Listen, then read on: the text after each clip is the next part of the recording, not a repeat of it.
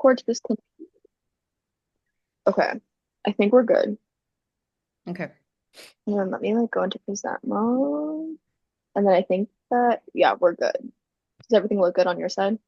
Yes. Okay, cool. Who wants to, do you want me to like do like the little intro again? Yeah, go for it. Okay. Hello, this is our first take debate on Caitlin Clark and the idea of is she saving the WNBA? My name is Jaylynn. I'm Silas. And I'm Isela. And yeah, we can just kind of dive right in it. Do any of you guys want to start with any of your points that you brought today? I can start off. Just my main point that is I do think that Caitlin Clark is saving the WNBA. I think and that doesn't mean that she is like single-handedly like she makes the WNBA, she's the only good talent. No. What that means is she's opening up the window to this beautiful league that people are starting to realize how beautiful this league is and that helping this league in a sense her polarizing figure is helping this like people to realize that this WNBA is entertaining. There's a lot of talent here, and I think she's opening up the window for a lot of other athletes, and people are starting to realize it. Yeah, definitely. I mean, I agree. Like, if you see now, like the WNBA is having a lot more sponsorships, especially with their players. With Caitlin Clark, she just got like an $80 million contract with Nike, I believe. Angel Reese is having one with, I think hers was with Reebok or Under Armour. I'm not sure. It was one of them. But yeah, I definitely agree that their like fierce rivalry is bringing up a lot of viewership for the WNBA, but specifically through Caitlin Clark. I mean, she has her own like effect. Like it's been given a Mhm. title of like how much viewership that she's bringing, not only to just the WNBA, but to women's basketball as an entire sport. So I think to say that she's saving the WNBA is an understatement for sure. Yeah, she's definitely getting a lot of attention, and I do agree that she is saving it, but not just for her own benefit, but for all women who are involved, the younger generations. And I think it's not only opening a realization to the WNBA, but also to the to women's sports in general. I feel like she's having this maybe this big expectation of her, but not just an expectation, but also like the attention that we're getting, people being coming to the just to a preseason game and those games being sold out and the amount of fans that it's gathering. There is money, there is fans, so they need to take advantage of that. Yeah, definitely. So when it comes to like the rivalry between like Reese and Clark, do you think that it's kind of like, do you think there's some implications with it? Like, do you think that there's underneath it all, like people are tuning in because it's like women versus women and like society kind of like pits them against each other? Or do you think that it's just a like sports rivalry with like all fun and games? I I don't believe it's woman versus woman. I think it's just, Caitlin Clark and Angel Reese, they've been pitted against each other since college, since LSU days, since Iowa, and before Angel Reese was even at LSU. I think it's just like they're the most known figures. They're really good. They're both really good at their positions, and then they both came in the same draft class, so it's easy to find like, and I think it's in any sport that they compare the best of the best. Like in MLB, Otani and Aaron Judge, they compare them all the time. And the thing with fan bases is too is that they like to tear down other players to make their player look better. So it's not really a gender thing. It's more of like we want our guy to look better. Like in any sport in NBA, LeBron James, Steph Curry, they've been pitted on this the last 10 years. NFL, Mahomes and Josh Allen and Lamar Jackson, the three best quarterbacks. Their fan bases are always like, well, Lamar does this better, and like, oh, Patrick Mahomes overrated. It's just human nature, our fans' nature, and the competitive aspect that we want the person we're rooting for to be the best. I think it's more rooted into that. I don't think gender is has any really of a big is significant here. Yeah, I do agree. It's not really a gender thing, but I feel like the media tries to make it seem like it is. And now with social media being there, like it's make it seem like there's a rivalry between two women. But I feel like it's more about what gets people going with the gossip, with everybody wants to know like if they're really friends, do they talk to each other, like with those kind of things. That's where I think there's that belief that it's gender thing, but it's always been something that they've been compared to for ages. Like, for example, I got to experience Michael Jordan transition to Kobe and then Kobe to James, which has always been like, who's gonna top him? Who's gonna be, like Kobe's career was barely starting, and they were already like, oh no, he's gonna take over Michael. And I was like, Michael did his thing, Kobe did his thing, and LeBron did his own thing. Like everybody has gotten their achievements and everything, but I feel like there's always an expectation of who's going to be better, who's coming next, and and there's always that rivalry but between media and the fans. But I feel like uh as at the end of the day, you do respect the player. It is a person. It's not just about if it's a guy or girl. It's more of like it is a human being. They're playing their sports. That's their job. And also the media plays their job in like creating that fuzz about who's better than the legend before or the current players at the moment. Yeah, definitely. I think that it's just a little bit more like the stakes are raised sometimes because it's women, and of course, like there's just like the implicit bias against women in sports. I mean, we see it throughout all of history, but I don't think that that's necessarily like the biggest factor that's at play here. I don't think it really changes anything. I mean, we kind of talked about it in our previous discussion, like with like Bird and Johnson, like the NBA was like declining, and like the rivalry like kind of saved it and brought it back up again. So I think that this is like the same case here with Reese and Clark and the WNBA. And especially, I mean, when it comes to like Reese and Clark, you can't really compare them. It's like apples to oranges at the end of the day. Because like Clark is like bringing in like significantly more numbers than Reese, unfortunately. So I don't think that when people try to like compare them and say no, like the WNBA is also being saved by Reese, I just don't think that's necessarily true. Not to discredit her talent or like how good of a player she is, but it's just when it comes to statistics, like it the viewership numbers like don't match whatsoever. Yeah, I think rivalries are good for sports, and but at the same time, what comes to good comes to bad, and the bad is a lot of hate, a lot of negativity from other fan bases, from your own fan bases, from and sports bettors, which is very common nowadays. But like back in like Bird and Johnson, they helped revamp the league. They brought the league to a whole new light. And then after that, it was Jordan. So and then I see with the WNBA, people are already saying, okay, like, oh, what about Paige? Paige is already better. She might be better than Kaylin or Juju Watkins, who's not even in the league yet. People are saying Juju's going to take over the league. So, and but this helps the league. It helps the people are tuned in. People are asking what's next. What else does this league have to offer? What's it? Is this going to be the Jordan of So as much as it's a good and a bad thing, these comparisons. But with the league growing comes the negative stuff. But it's just how sports are. It's how competition is. So. Yeah, I do agree that with the good comes the bad because there's a lot of good things coming up. Younger generations are aware of it. People that have never seen a basketball game, Mm. not even a male's team or the NBA, people are that have never turned into maybe sports are hearing about this and they're aware of it and it's getting them going. Probably just not maybe not spending a ticket on the at the going to a game, but just watching it.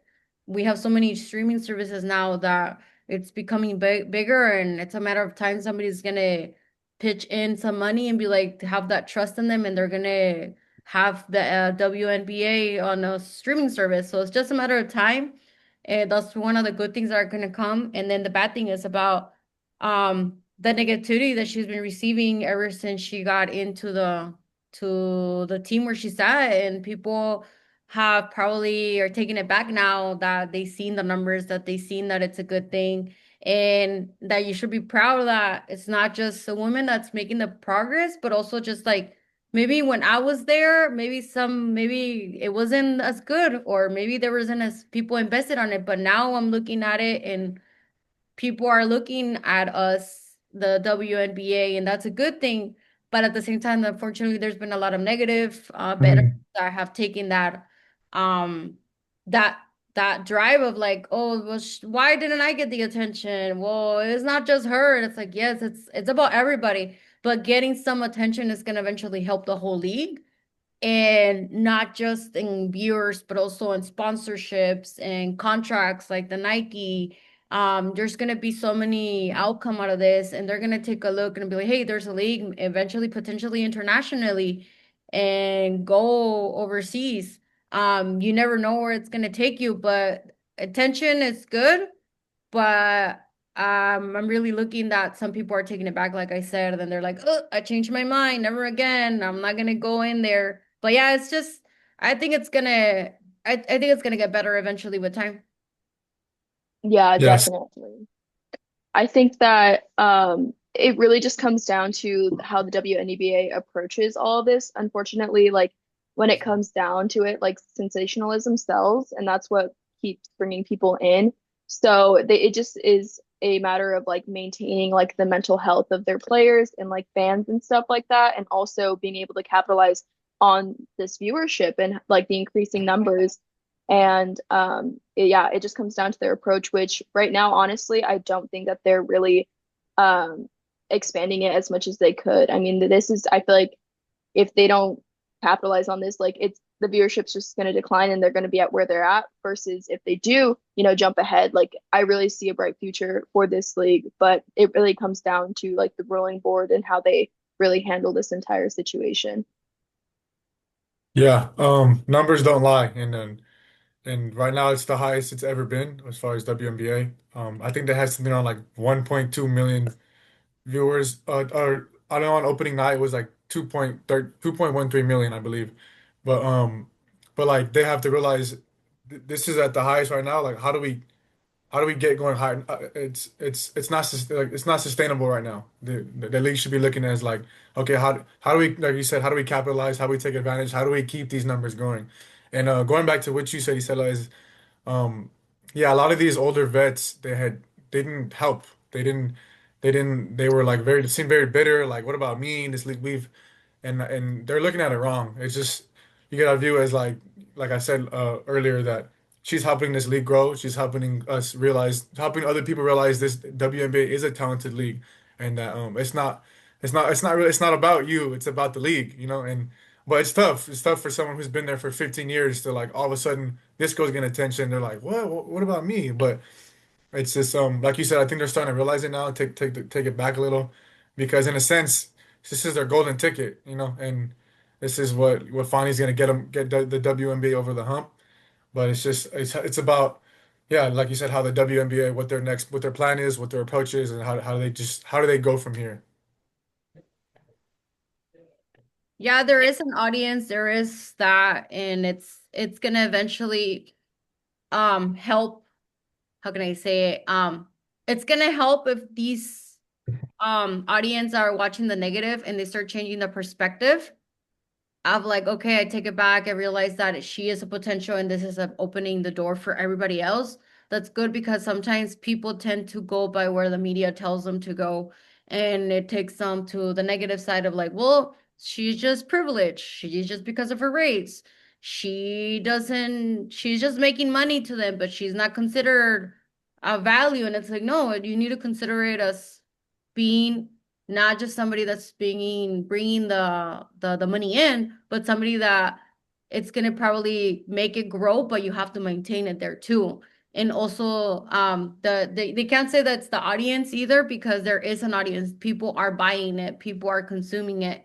So if they give the spotlight to the whole league, not just to her, but I feel like it's gonna eventually come and get better. But like you said, it depends on the higher ups, it depends on the marketing team, it depends on who has the last word to make this actually big and not just be like, oh, it was just a one-time thing and let's see what's next. So I feel like this is a great opportunity to take advantage of it and for them to also have bigger salaries because there's more money coming in, there's more revenues coming in, there's more sponsorship. So that's eventually going to have not just a contract with Nike, but also a higher contract with future players coming in and have a bigger salary. I mentioned in the previous meeting that there is a big salary gap between the player that's the winning the less money in the NBA it's double of what Clark is making. So you're like, Clark is making this much money. I cannot imagine who is the woman that's making the less money, right?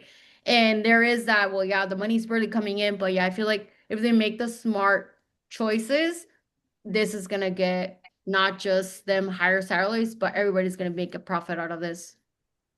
Yeah, definitely. I mean, like you said, like there is a significant like wealth gap between the women players and like the male players. And I think that kind of just goes into, how society is structured. And but I think that honestly, I don't think it'll ever be matched because, like you said, Silas, like the numbers do the talking, and unfortunately, they're not bringing in the same numbers, and I don't really think they ever will be, just because, the audiences are different. Like there is a gap.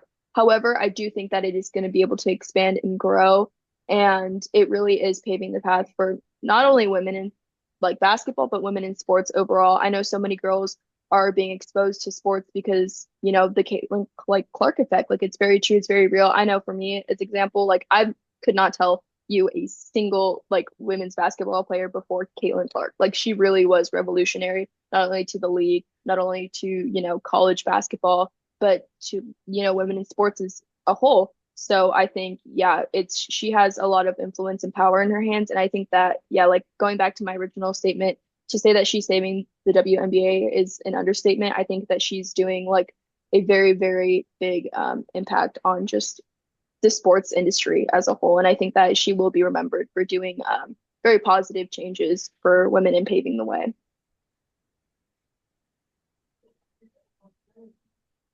Just going back to the just the revenue thing.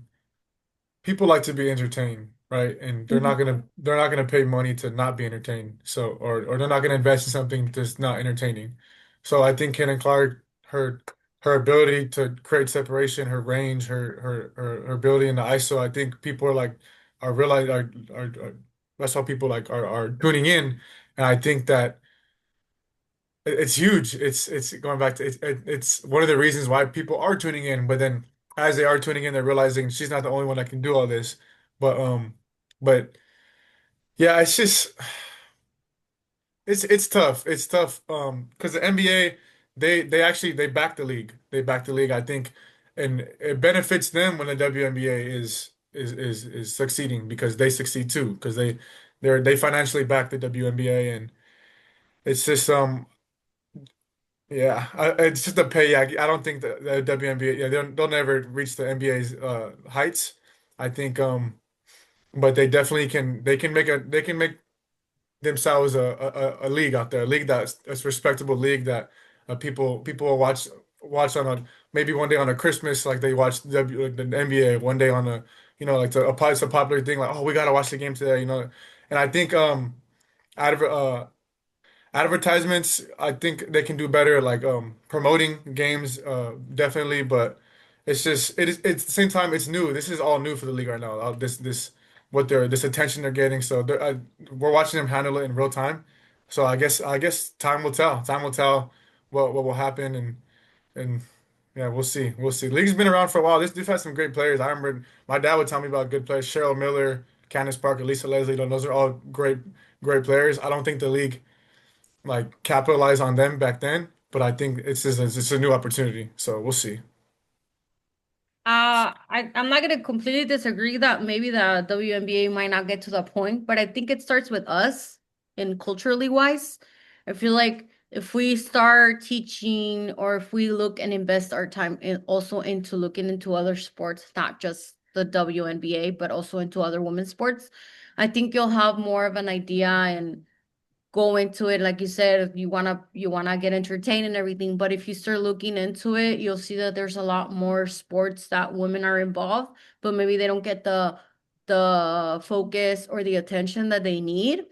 But I think eventually, if we do provide that attention by starting at our home, for example, in my case, I do follow a lot of women's sports, soccer, flag football, like anything that has to do with sports, because I'm a huge passionate for it. So I have a kid that I'm teaching him how to view sports, not just the big games, but a simple game. I'm teaching him how to not only play sports, but also how to view it I've given him the opportunity to go to different Waves games here in San Diego.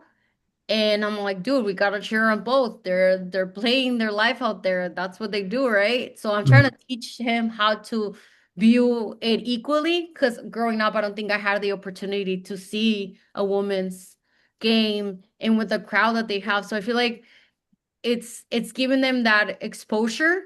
That was the word that I was looking for. So Mhm. give them that exposure. I feel like if you give them that opportunity and you start learning, like you said, you've never heard of a single women's basketball name. And now that you hear them in the media or you hear them in a podcast or you hear them somewhere, you're gonna be more aware of like, oh, okay, at least I know who they're talking about. Oh, what happened to this player? They moved them this way, or she went to another team, or she went to another country. So I feel like that gets them going, but I feel like internally that's where it starts with how they say it starts at home. So I feel like that's a good start um if you really want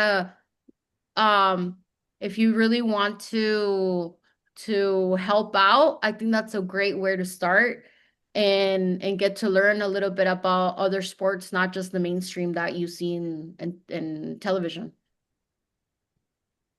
Yeah, I think honestly, like right now and in the past, it's been comparing like apples to oranges again with the WNBA and the NBA. But it's like you said, Isela, like it's about changing perspective and like it starts at home. And if you want to have a certain community, you have to like build that community morale yourself. You have to show up and show out for those people that you want to support. So yeah, I think that it starts with us, it starts at home, it starts with tuning in, even with the smaller games and not the big ones, like the championships or anything like that, you know. So, but yeah, I think that she's doing incredible work for women in sports, and she's really changing the what's the word I'm looking for? Just the expectation of how we approach women and how we view them in sports as well.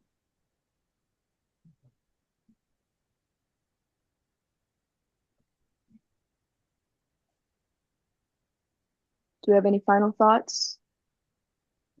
Yeah, just excited to see where the league goes, and yeah, it's funny growing up as a guy. Like, even though my dad would tell me like about these players, and I grew up watching a lot of women's softball too, like the college games, and I've gone to a couple. But as far as like women in sports, it was like it was a common joke, like, oh, would you rather win $5 or go to WNBA game? And like, and as guys are like, ah, yeah, like, I'm not going to WNBA game. But now I'm like, I'd for sure go to WNBA game. You know, like that would be awesome to see that. And it's just, yeah, I think it's like going back to society thing, like kind of pitting pitting the league down. And I think we've come a long way. There's still a lot of room to go, but I think like on social media is big. Social media, it's as big as like they're as great as it is. It's very negative and toxic at times too. But I think with social media now, people are starting to like spread the word about like how talented these girls are, and that these girls, they're this isn't a league to joke about. And hopefully it just keeps growing. Hopefully that people are starting to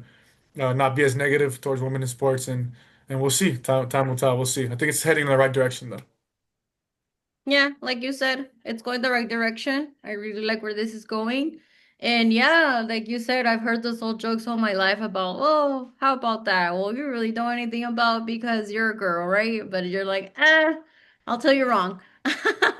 So yeah, it's just a matter of perspectives, and like you said, it starts at home, and you have to go from there, and don't take it personal when they say like, oh, joke around. It's like, we're gonna prove you wrong.